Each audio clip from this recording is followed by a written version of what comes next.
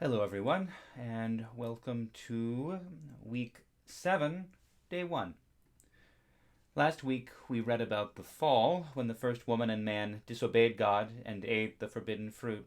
This week, we will see what happened next when God came to them after their sin. We start in verse 8 of chapter 3. They heard the sound of the Lord God walking in the garden at the time of the evening breeze. And the man and his wife hid themselves from the presence of the Lord God among the trees of the garden. But the Lord God called to the man and said to him, "Where are you?" He said, "I heard the sound of you in the garden, and I was afraid, because I was naked, and I hid myself." He said, "Who told you that you were naked? Have you eaten from the tree of which I commanded you not to eat?" The man said, "The woman whom you gave to be with me, she gave me fruit from the tree, and I ate." Then the Lord God said to the woman, "What is this that you have done?" The woman said, "The serpent tricked me, and I ate." The Lord God said to the serpent, "Because you have done this, cursed are you among all animals and among all wild creatures. Upon your belly you shall go, and dust you shall eat all the days of your life. I will put enmity between you and the woman, and between your offspring and hers. He will strike your head, and you will strike your heel, and you will strike his heel." To the woman he said, "I will greatly increase your pangs in childbearing. In pain you shall bring forth children, yet your desire shall be for your husband, and he shall rule over you." And to the man he said, "Because you have listened to the voice of your wife, and have eaten of the tree about which I commanded you, you shall not eat of it. Cursed is the ground because of you. In toil you shall eat of it all the days of your life. Thorns and thistles it shall bring forth for you, and you shall eat the plants of the field. By the sweat of your face you shall eat bread until you return to the ground, for out of it you were taken. You are dust, and to dust you shall return." The man named his wife Eve, because she was the mother of all living. And the Lord God made garments of skin for the man and for his wife, and clothed them. Then the Lord God said, "See, the man has become like one of us, knowing good and evil. And now he might reach out his hand and take also from the tree of life, and eat, and live forever." Therefore the Lord God sent him forth from the Garden of Eden to till the ground from which he was taken. He drove out the man, and at the east of the Garden of Eden he placed the cherubim and a sword flaming and turning to guard the way to the tree of life.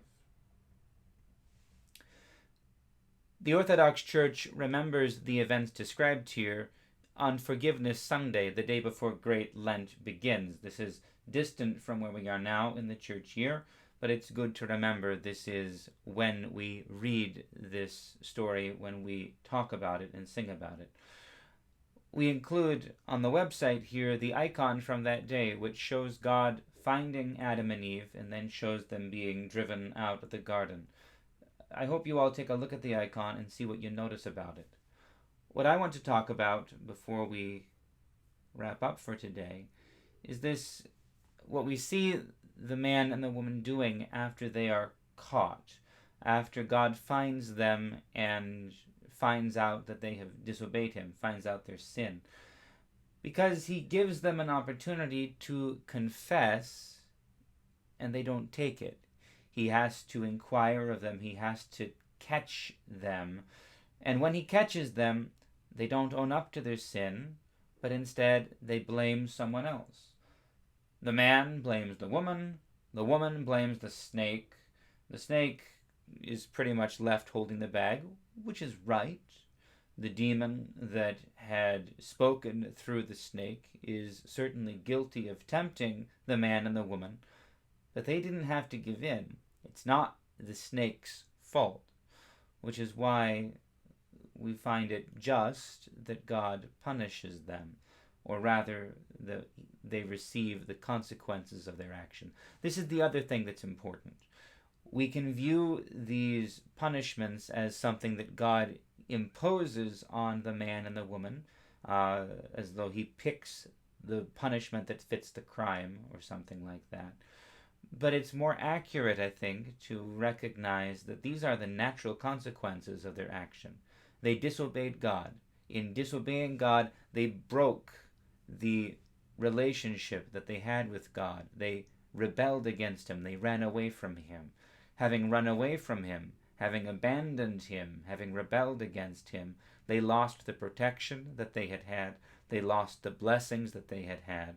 They found themselves out in a broken and fallen and chaotic world, suffering all the normal things that every other living creature suffers, having to work for food, having trouble in childbirth, and ultimately subject to death. So, this is not the end of the story. God comes after them and saves them, but for now, we'll leave it be.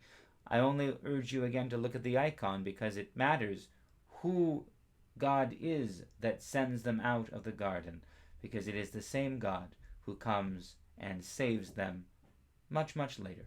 So for now, God bless you all, and I'll talk to you on Wednesday.